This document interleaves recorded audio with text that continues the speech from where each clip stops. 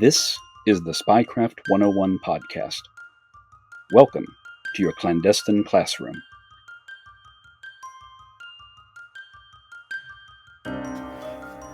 This is episode number 209 of the Spycraft 101 podcast. My guest for today is Dr. Aviva Guttmann. Aviva has worked as a visiting researcher in war studies in King's Intelligence and Security Group and a Marie Curie senior researcher at the Center for War Studies at Southern Denmark University. She's also worked for the Swiss Embassy in Nigeria and the Geneva Center for the Democratic Control of Armed Forces, where she managed projects on police cooperation in the Western Balkans. She's currently a lecturer in strategy and intelligence at Aberystwyth University in Wales. And Aviva is also the founder and chair of the Women's Intelligence Network, which connects and promotes women scholars and practitioners in the field of intelligence studies. I invited Aviva onto the podcast today to discuss her new book, Operation Wrath of God, The Secret History of European Intelligence and Mossad's Assassination Campaign, which is available now. It's the story of how Israeli operations targeting the Black September terror group following the Munich Olympics massacre were aided both wittingly and unwittingly by European intelligence agencies. Aviva, thank you for being here.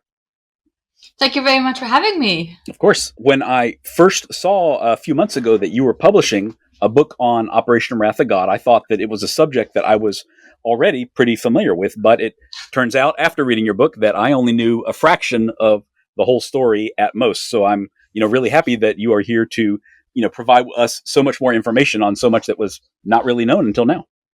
Mm-hmm. Excellent. So can I ask why you decided to make this the subject of your next book to begin with? Well, originally I was looking at counterterrorism.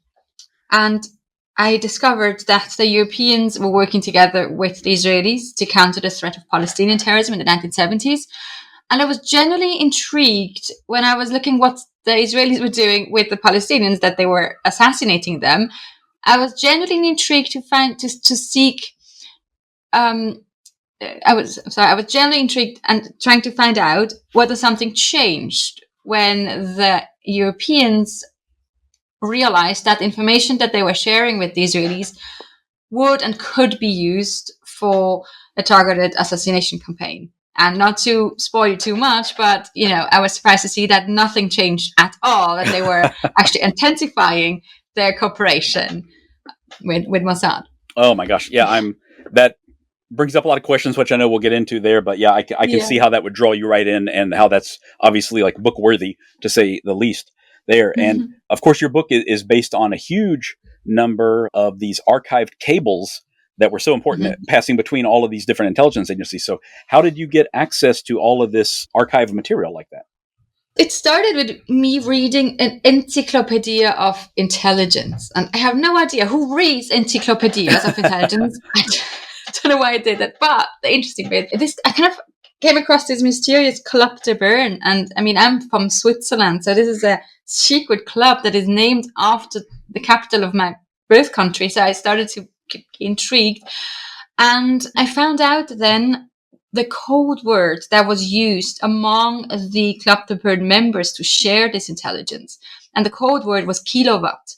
And then, as any good historian would do, I put Kilowatt into the archive search engine in the Swiss Federal Archives.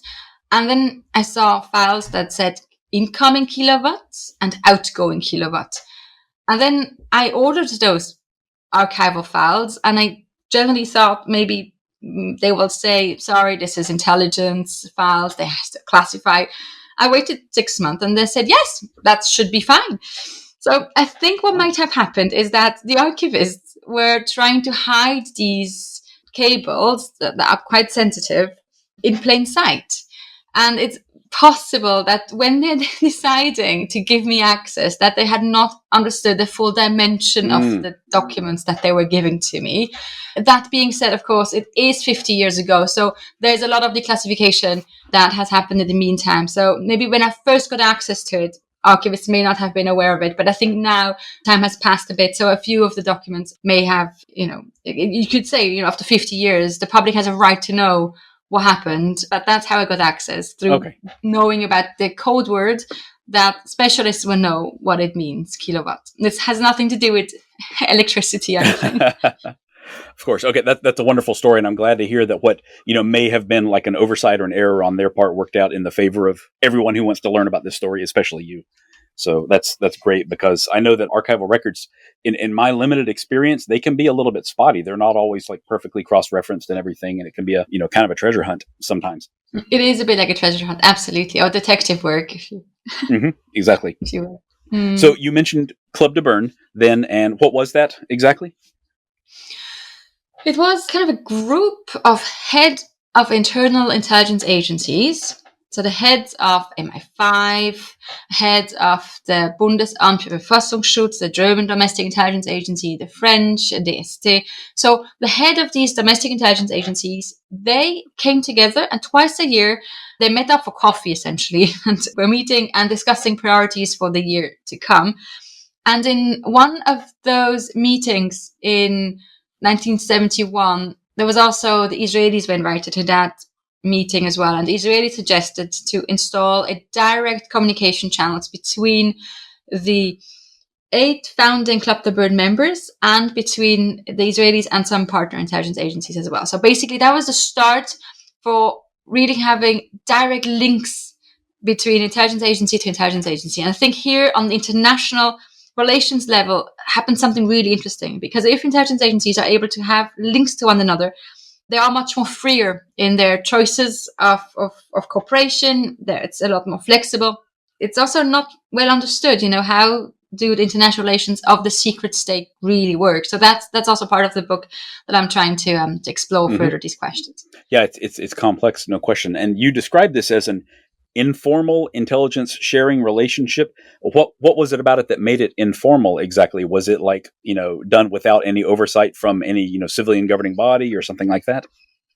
Absolutely. So I think one key element is that it was sort of practitioner driven. It was the head of intelligence agencies who decided that they want to install this relationship between each other. And it was the practitioners who were getting to know each other from different countries. And I think another aspect is it was on a voluntary basis. So one cannot be held accountable for sharing and for not sharing. It was an ad hoc voluntary basis. But that nevertheless meant that, they were very keen to work together.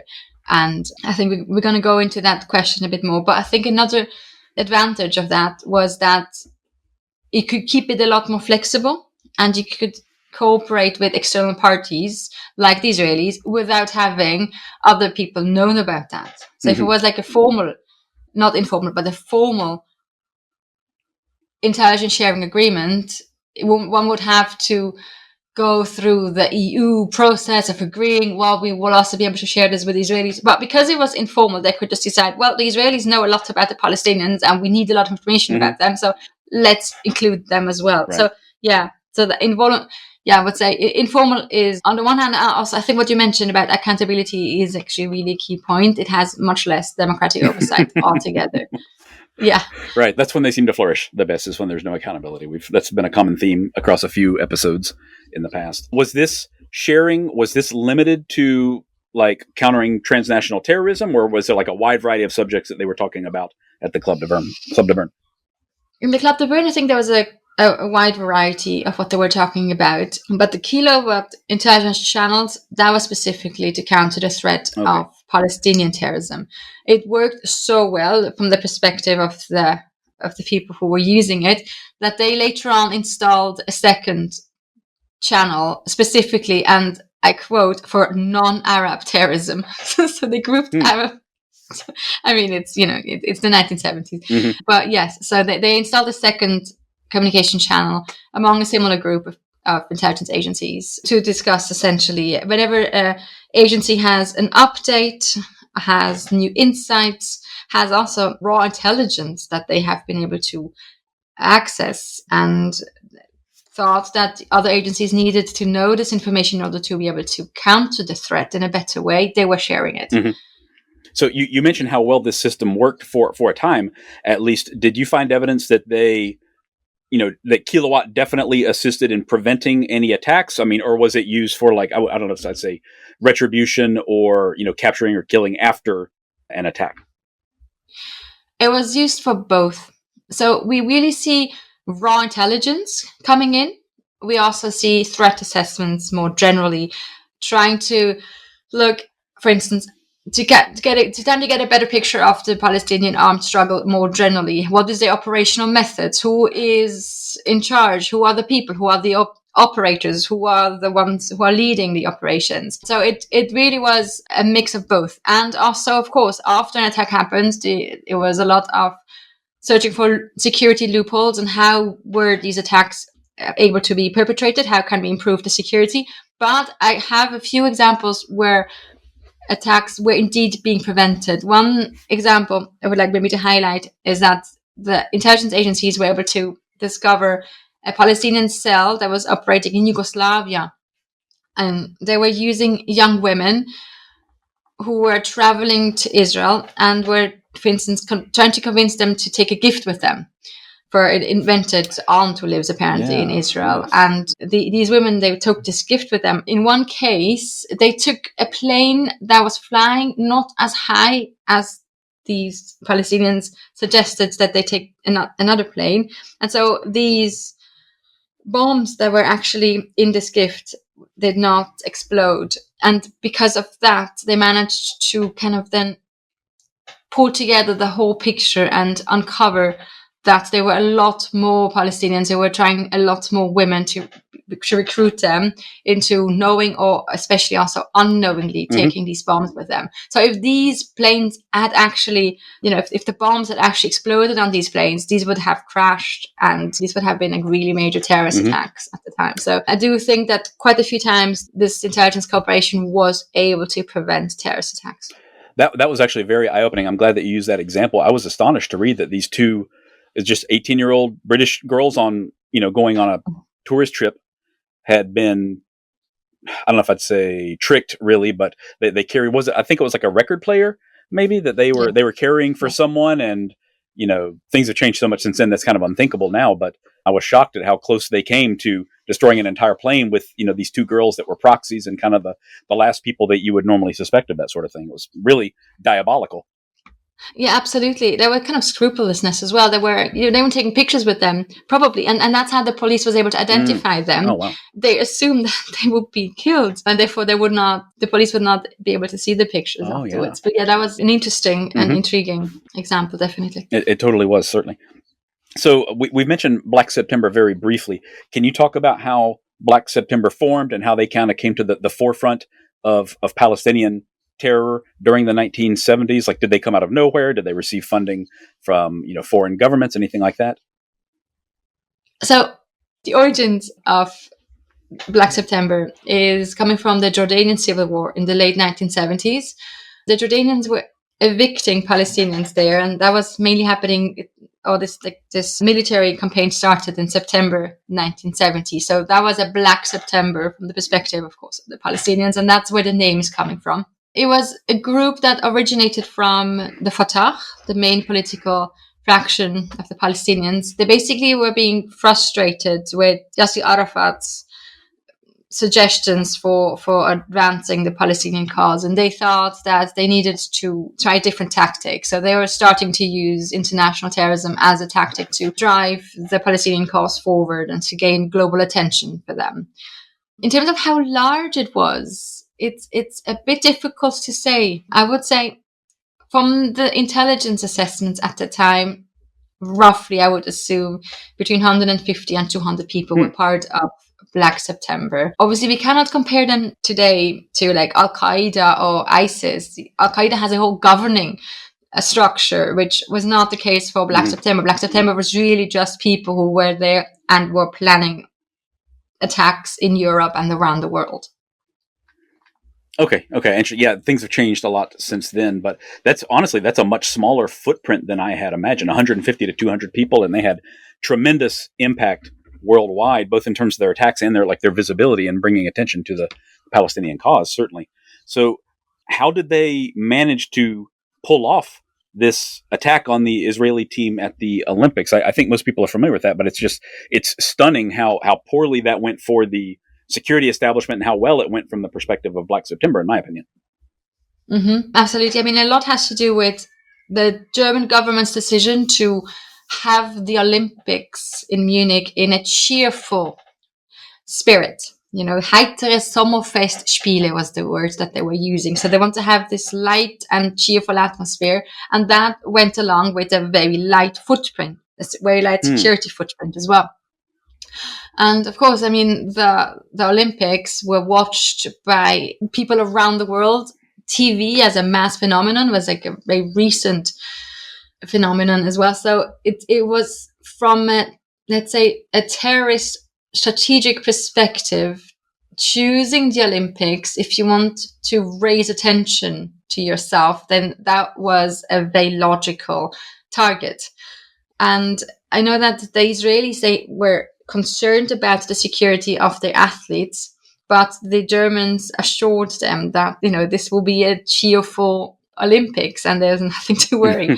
But yeah, in the end, the Black September terrorists literally had to jump over the fence in order to be able to enter the Olympics village. So this was extremely, also from today's perspective, a lot of these attacks were able because we simply don't have the same security installations in place than at the time, than today. Understandable. So do you see this, the ensuing massacre, was that primarily a failure of like physical security at the Olympics, or was it also a failure of the intelligence agencies and the Club de Berne to predict and prevent this? I think it was both. Security failure, as you say, because the Germans were simply not providing the security that was needed.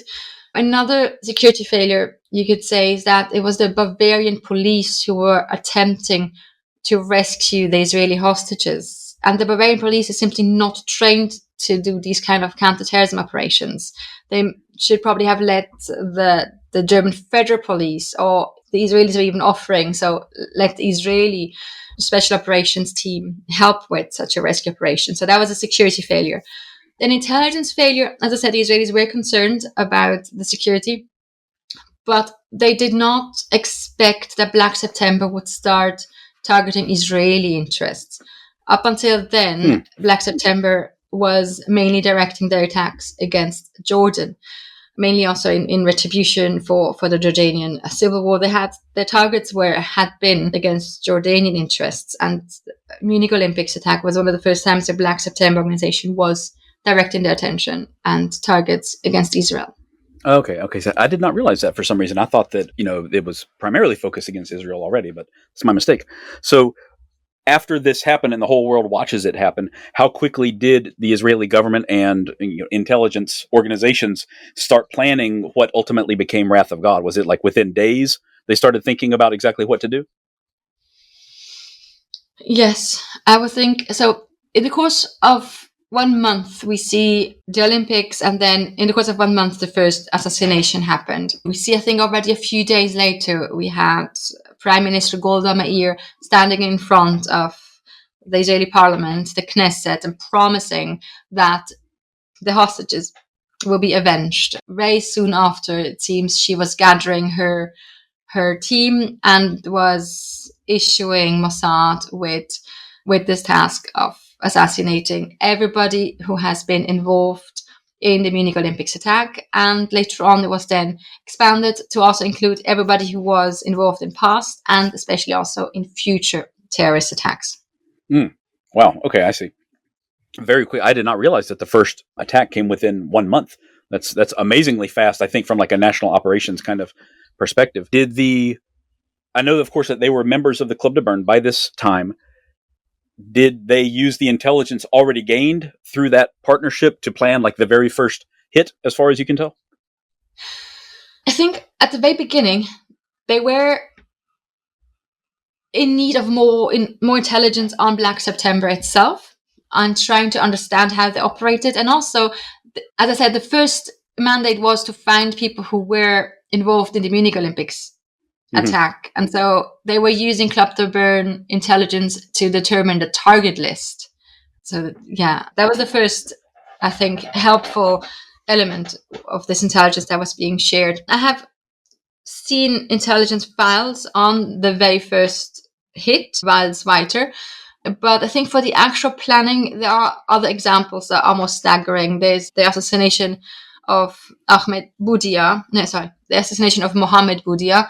That is one of the most striking examples for how intelligence received from European partners was used by Mossad to assassinate Palestinians. Okay, so can you tell us what happened with Budia then? Yes, that is, so going back to also, the international relations of intelligence agencies sometimes operate on a different logic. We have a especially neutral country like Switzerland, who was not so neutral on the secret level. They were providing absolutely useful information on Budia. They shared what routine he had on a daily basis. They shared what cover names he used when he was traveling. Especially also, he knew that at that point it was known that the Israelis were leading this operation. So he was also changing addresses very frequently in Paris, where he was living. And crucially, however, he was using a car, and the Swiss were able to identify the owner of the car, which is not Budia, it was his former wife, and also the name and the license plate and everything. So, and then it was also the car in which the Mossad was placing a bomb, and that in this car, Budia was killed. So the intelligence, I was able to really reconstruct how this intelligence shared by especially the Swiss, but other intelligence agencies as well, was useful for Mossad to plan and to, as they call, find the weak point, right, of Budia and determine where to strike. And determining that it was the car, because wherever he goes in Paris, he will always go back into his car. He also did use disguise. He sometimes went into a place as an old woman and used disguise to come out as a young man, for instance. But he would always go into his car, so that was a weak point. And that was, they were able to use that, among others, with the help of the Swiss. Okay, I see. That makes perfect sense. Yeah, the car being the point of commonality no matter what. So did they ultimately put a bomb on the car, or did they shoot him while he was driving, something like that? They put a bomb made out of sort of shrapnel. So it on purpose looked like a bomb that was built by terrorists themselves to kind of give the idea that it could have been a preemptive explosion. Oh, wow. And interesting enough, I'm sure we will come back to that, but after every assassination in the whole Operation Wrath of God, the different intelligence agencies where it happened. So say now the French police, of course, was doing a police investigation and was then sharing this investigation with the Club de Berne members. So there you have a bit of an absurd situation where the murderers were being kept updated about their own murder cases. Yes. And in that particular report that the French were sharing with Mossad on Budia, they were actually trying to move suspicions away from Mossad, and were saying, it might have been this preemptive explosion of a bomb. So they were definitely buying into this deception. Incredible. That's very clever. And, now that I think about it, I had not considered that before, but I've certainly heard of many cases where a bomb maker would accidentally blow themselves up, in their workshop or whatever. And now it already makes me wonder, how often is that perhaps not even the case at all? Yeah, interesting. Yeah, very interesting. Yeah. So that of course begs the question, at what point, because this is a series of killings over a long period of time, at what point did the Club de Berne members start to think that perhaps Israel was exacting retribution on these Black September members? I mean, when did they become witting to their own contributions to this wrath of God, I should say? Yeah, that's a really good question. I would think, so we have to think about the purpose of Operation Wrath of God, right? Of course, at the beginning, as you say, retribution and vengeance, but it also had an effect of disrupting plans and also, crucially, deterrence. Everybody who was potentially planning a future attack in Europe, they had to fear for their lives. They had to know that they were not safe anymore, neither in their beds, where they were sleeping, in the cars, where they were driving every day. So for this message to be coming across, that they had to fear Mossad, they had to know that it was Mossad who was pulling the triggers. And so with this in mind, from quite early on, I would not say with Wael Zwaiter, the first assassination in October, but the second assassination, Hamshari, already then, some Palestinian circles at that time had already said that they think it was Mossad who could be behind them. And increasingly, as the hits continued, as the months continued, it became increasingly clear that it was Mossad. So that even especially also like going back to Budia. On the next day after Budia was killed, the Le Monde had published an article where in very clear terms it was assumed that Mossad was behind it. So even mainstream media in France were increasingly realizing that the Israelis were having an assassination campaign. So especially also in intelligence circles, one would assume that they would know. Certainly. So I was thinking that they would know that the information that they are sharing, would be used for these assassinations. Right. One of the things that really got me thinking a lot during your book is the benefits and drawbacks to each individual country of sharing this information, because it's hard for me to imagine, on the one hand, that an intelligence organization would essentially enable a group of foreign killers to enter their country and kill someone. Not just because, they're on their turf, right? And you don't want a group of foreign trained killers coming into your country, but also there are the potentials if the hit goes wrong, right? Like innocent locals could be killed. The operation could be exposed in some way. Perhaps they missed the target, which we know for a fact did happen at least once. So there are huge drawbacks to sharing information if you think something's going to happen in your own country.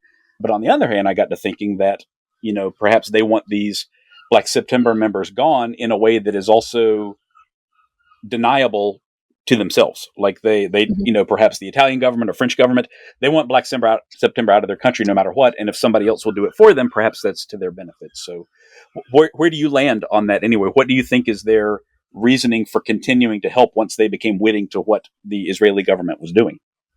Yeah, I think absolutely. I agree with you. A few countries did probably see their large Palestinian presence, especially also, that they were planning attacks against their own citizens. We're seeing increasingly as a threat, and they were seeing the Israelis as, killing people before they can kill you. For some of these countries may have just been an absolutely legitimate policy. I mean, we have the French, right, who were fighting anti-colonial war in Algeria, were using assassination missions as well. So we have countries who were at least familiar with this kind of policy in the past.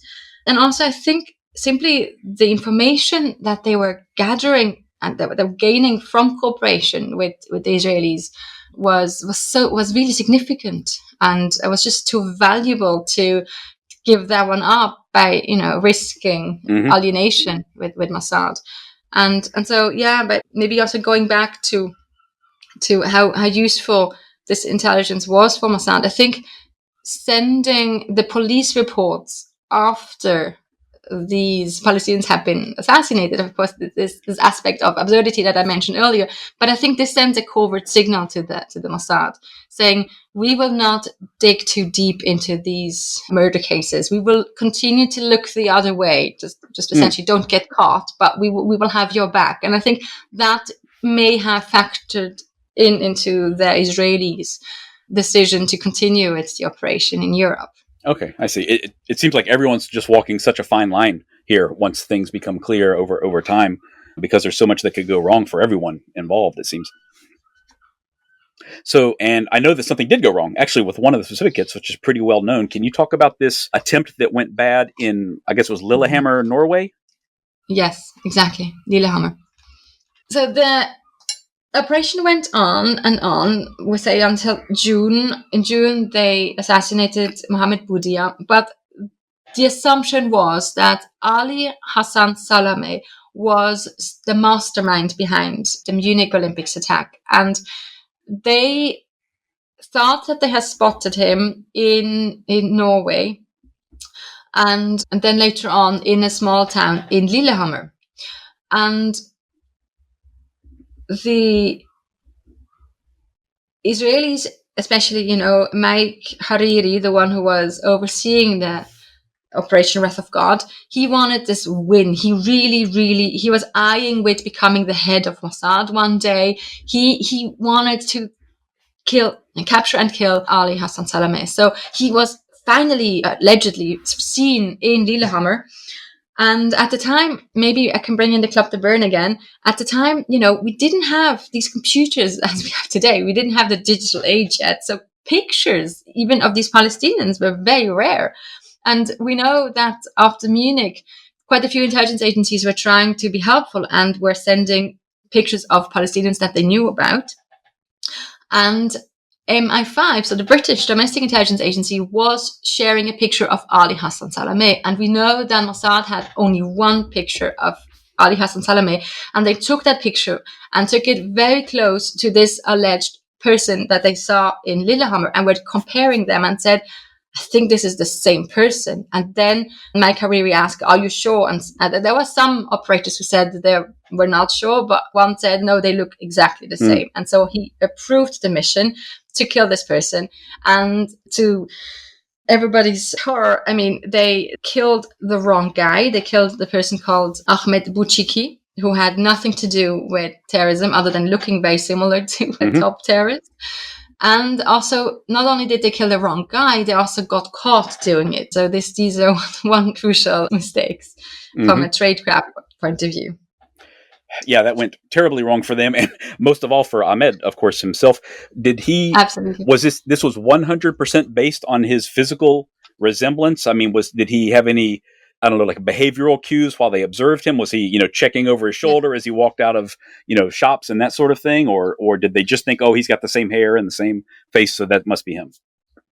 Yes, a lot of it. Also, he was speaking French, and they knew that Ali Hassan was speaking French. However, if they had just had some common sense questions that they would have asked, they would have very clearly come to the conclusion that this cannot be Ali Hassan Salameh. Ali Hassan Salameh is like a son of a very wealthy family. He was known to have, a really big social life in Beirut, a womanizer. And this person that they actually killed had a wife. She was 7 months pregnant. They were walking home from the movies together.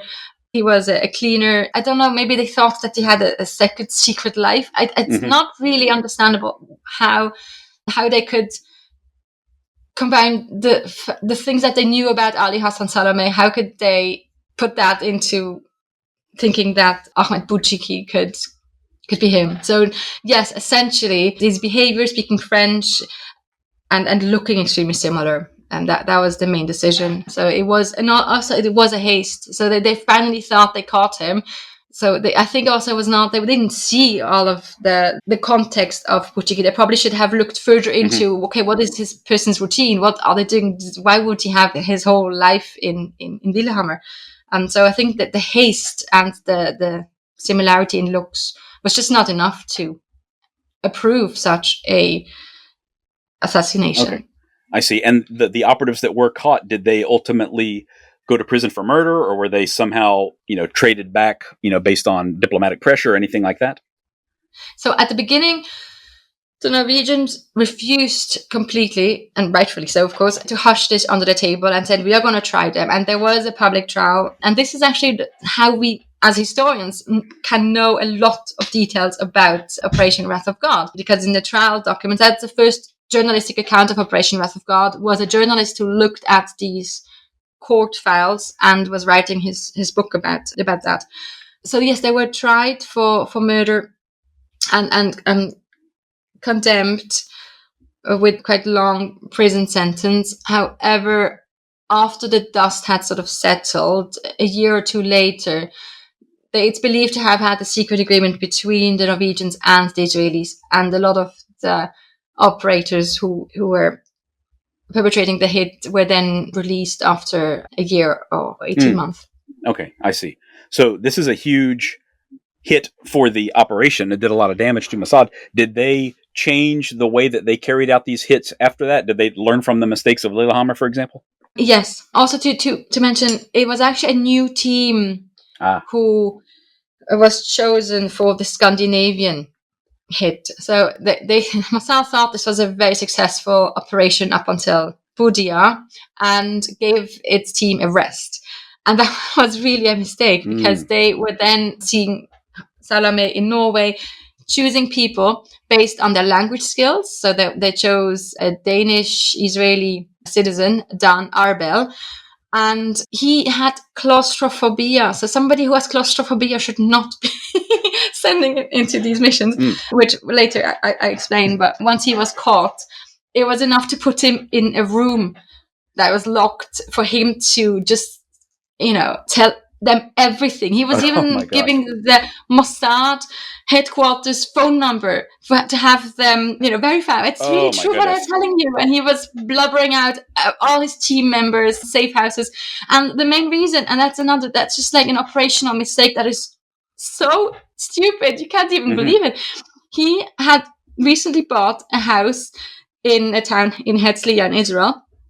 And he missed a bit his Danish architecture and interior architecture. So he had bought a piece of furniture and had that in the trunk of the car.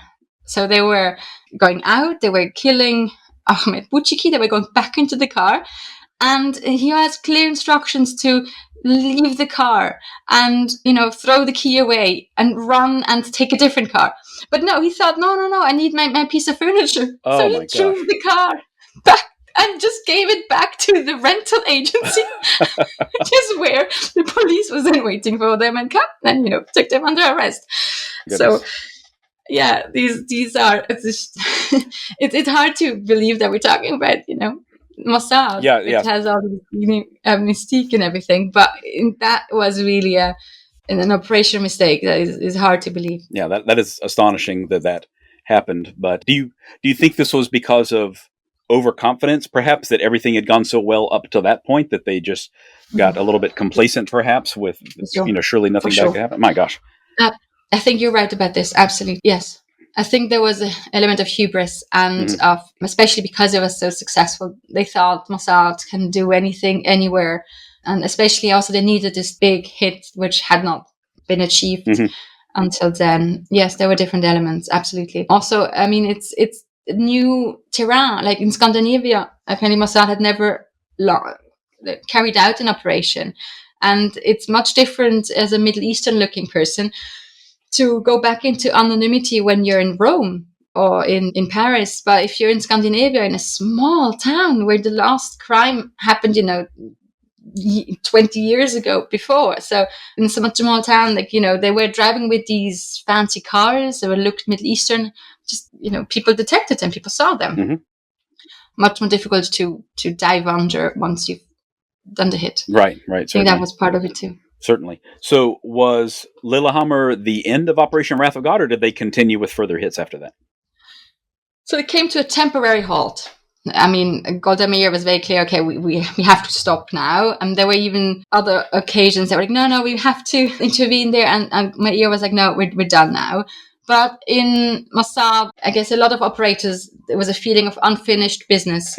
And so because they have not been able to assassinate Ali Hassan Salameh, and so they, in 1979, Mossad did kill Salameh in a car explosion in Lebanon, and I think that kind of marked the end of Operation Wrath of God. Wow, so that's seven years, I believe, after the Olympics massacre. Is that correct? From 72 to 79. Okay, yeah, that's a long memory. Exactly. And he was the last official person to be targeted by Wrath of God. Is that correct? Yes, although it's not entirely clear what happened with the people, the actual Munich perpetrators who were pressed free in plane hijacking and were brought to Libya. Some sources suggest that in the 1990s, these people were trying to get new identities, but apparently Mossad did not let go. And these are unconfirmed, however. We don't really know whether these people have just survived or whether Mossad was able to track them down. Okay. It's kind of a suitably murky end to the whole thing there, even 20 plus years later. Those guys are having to look over their shoulder. Certainly. Okay, I think that does ring a bell. I think I've read that in some other book at some point, perhaps, but I also don't know the resolution of it. So in the end, despite what happened at Lillehammer, was Wrath of God, I mean, did Israel conclude that this was like a very successful operation for them? Did they, get almost everything that they wanted out of it in the end? I think from a tactical perspective, it was a success. I mean, Palestinians living in Europe who were involved in terrorist attacks or preparing new attacks, they were fearing for their lives. A lot of them were being deterred and had changed lives. And so Operation Black September organization was essentially wiped out and was integrated. The ones who remained were integrating back into Fatah mainstream party. So from a operational tactical perspective, it disrupted terrorist plans in Europe for sure. Okay. But then again, did this bring peace to the Middle East? That's a hard question. Yeah. Did this end terrorism as such? No, it certainly did not. Right. Exactly. We're certainly caught in an endless cycle, is what it feels like to me. No signs of slowing down, hardly either. But were there any other unintended consequences? Like, did they? I always hear things like, every attack will just breed more, recruits to every terror group and that kind of thing. Did anything like that happen? Like, did other groups besides Black September grow in strength or popularity or anything like that? Later on, of course, other groups thought that international terrorism is a tactic that they were going to continue. But on the immediate unintended consequences, what comes to mind is that some critics say that it was a distraction. That Israelis were distracted with Operation Wrath of God, whereas they should have looked more closely into Egypt and Syria, who were actually a lot more of an existential threat to the Israeli state than these Palestinians could ever be. And that, of course, the Yom Kippur War, Israelis were taken by surprise for many reasons, but some would criticize that among others, it took resources away from the Israeli intelligence agencies, which should have been applied rather to Egypt and Syria. Okay, that actually brings up a really good point. So, in your opinion, clearly this was very important to Israel, but was a large fraction of their intelligence resources devoted to this, comparatively small number of targets? Do you think over that time period? Would they have hundreds of analysts or sources all over the world, anything like that, besides the actual teams that were deploying to get these kills? I would say that it was probably disproportionate in terms of the actual threat that the Palestinians were posing to Israeli interests. But of course, a lot of it is, we're talking about, again, revenge, redistribution. Right. So I don't know how big the actual resources were that they had been pouring in. But it's, for these strikes to be so surgical, there certainly went a lot of planning in there, a lot of resources. Sure. For one assassination, they broke in, the second assassination, the one in December 1972, Hamshari, they broke into his house first and were seeing a little table where the phone was standing, and they were taking pictures, and they were bringing these pictures back to Israel. They were constructing the exact same marble table, but in there they planted a bomb, and then the team just had to go in, exchange the table for one without the bomb, with the bomb, and then they could kill Hamshari as he took the phone when he was responding to a call. So there certainly was a lot of, as I say, resources and efforts that went into every assassination. It's hard to judge, the degree of these efforts, but I would say that they were quite substantial. Yeah, certainly seems that way. And I'm glad that you mentioned Hamshari. That kind of leads me to some of my last questions, really, is Hamshari's was a pretty significant portion of the film Munich, the Steven Spielberg film Munich, which I believe, most of my listeners have probably seen or at least familiar with. So in your opinion, did that film kind of accurately represent what happened during Operation Wrath of God? To be really honest, it's been a long time. I've seen the movie when it came out. And you're right, for my professional, because I've written a book about the topic, I should probably see the movie again. But what I think one thing that I do remember is that in the movie it is shown that the hit team was filled with doubts and qualms whether they actually, were doing the right thing, whether they were getting the people really that were involved in terrorism. And we know today from journalistic accounts, at least, that was not the case at all. The people who were, the Kidon members, the ones who were the hit team in Europe, they had no doubts that they were getting the right people, and I had no doubts about the whole legitimacy of the operation whatsoever. Okay, I see. Yeah, I enjoyed that movie. It's also been several years since I saw it myself, so I can't really compare and contrast it with, what you wrote in your book exactly. The only thing that I do recall really is in Hamshari's case, you mentioned the table was reconstructed with a bomb, and I believe in the movie they just took the telephone handset apart. perhaps, but it's been a while since I've seen it as well. Very entertaining film, certainly. I'm trying to dissect that in my book. Oh, really? I sometimes can go, I look at broader themes, but, I might be accused of going into details. In the book, I do dissect exactly the report that was shared by the French police. It's not entirely conclusive. They don't really know. They say that the phone exploded, but they don't really know whether the bomb was actually linked to a signal that was activated remotely, linked to the phone, and I think that the more likely one is, though, that they had actually placed the bomb inside of the little table underneath. Mm-hmm. But these are, your podcast is called a spycraft, so right. We talk about, tradecraft, spycraft. So these are interesting details, nevertheless. Yes, absolutely, no question. And really, I did also want to ask you, of course, a much more recent event than the Olympics massacre was the 10/7 attacks in Israel. So, in my mind, certainly they would feel very justified in carrying out a similar operation. So are there any, to your knowledge, any like revenge type attacks based on or predicated on 10/7 that are happening internationally now? Has Wrath of God returned in some form or other currently? Yeah, absolutely. So as far as we know, there's now a unit called the Nili unit. Nili is a Hebrew acronym for the Eternal One of Israel will not lie. So I think it's a biblical quote.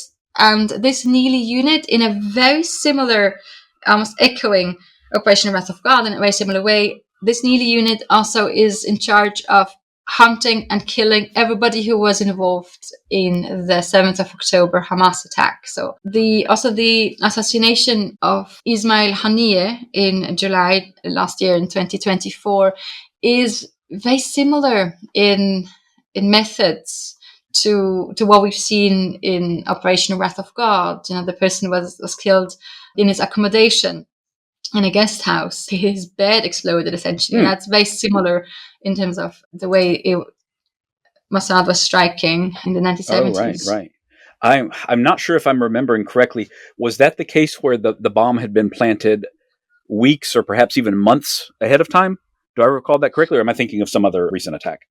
So he was known to attend a ceremony for the Iranian president, and then when he went to Iran in his guest house, he was assassinated. Oh, wow. Okay, I'll have to look that one up. Yeah, as far as we know, Mossad was working with people locally. Mm-hmm. Okay, so Nili, I'm going to have to look up a little bit more about Nili. I know that you did mention him briefly in the book, but with things ongoing like that, that's pretty incredible. And they certainly have this successful template, it appears, to work from 50 years ago now, because they seem to accomplish so many of their objectives back then. Mm-hmm. Wow. Mm-hmm. Yes, and I think killing Palestinian leaders is, I think it has been a constant in Israeli counterterrorism policy, certainly since the 70s. Yes. Until today. Yes, certainly. Wow. Well, this is a fascinating book, Aviva. I really appreciate you taking the time to talk with me about it. For those of you who want to read it, the book is available now. It's called Operation Wrath of God, The Secret History of European Intelligence and Mossad's Assassination Campaign by Aviva Guttmann. So highly recommended, very, very interesting, and also very timely, as we just mentioned, because something very similar is going on right now. So I really appreciate your time, Doctor. Are you working on something new now, like another book, perhaps? Yes, actually, I am. I'm working on 2 books. Oh, okay. But great. one is, you mentioned at the beginning, the founder and the chair of the Women's Intelligence Network, and in that context, editing an Oxford Handbook of Women in Intelligence. And that is really, really great. We have contributions from around the world looking at women in intelligence and how they have shaped world politics, from Nigerian intelligence to Colombian intelligence, CIA to Denmark. Like, really, we covered the whole world, and it is a really fascinating project. And the second book will be about European intelligence reaction to right-wing terrorism in the 1970s. So many neo-Nazi groups were operating at the time, and we know so little about it. And I'm really looking at the intelligence reports at the time and trying to unearth some of the terrorist activities that were happening at the time, about which we know very little. Oh, okay. That sounds very interesting. Actually, that's I'm kind of lacking that knowledge myself. The only thing that's coming to mind at the moment is like the Years of Lead in Italy and Operation Gladio, that kind of thing, which has come up a little bit, but I'm sure that you're going to uncover a lot more than that as well. Yes, I hope so. Wonderful, wonderful. I'm looking forward to both of those in that case. That sounds really interesting. Do you have a website or social media profiles or anything that you'd like to share with the listeners if they want to follow along? Well, if they can pronounce Aberystwyth, that's where I teach and I do research. But also, I'm on Blue Sky, Guttmann Aviva, in one word. Same also, my X handle is at Guttmann Aviva. At Guttmann Aviva. Okay, yeah, we will definitely link those up in the show notes for the listeners if they want to follow along. And it was on X that I first learned about your book as well. So that's what brought us here together today. So that was very helpful. Oh, brilliant. Yeah, I appreciate it. Well, thank you so much. I'm looking forward to what you write after this, and perhaps I'll have you on again in a couple of years. Thank you very much. Of course. Take care. You too. If you're interested in more of Spycraft 101, look for my page on Instagram at Spycraft 101. You can also find more great articles on my website, spycraft101.com. Thank you all for listening, and I hope you'll stick around because there's lots more to come. Disclaimer. This podcast is for entertainment purposes only. The stories and statements expressed herein are experiences and opinions. They may not reflect the views of the host or the production studio. It's okay if you disagree with our content. No piece of media is right for everyone. If you love Spycraft 101, please check us out online, on Instagram, on YouTube, and especially on Patreon. Thank you for listening.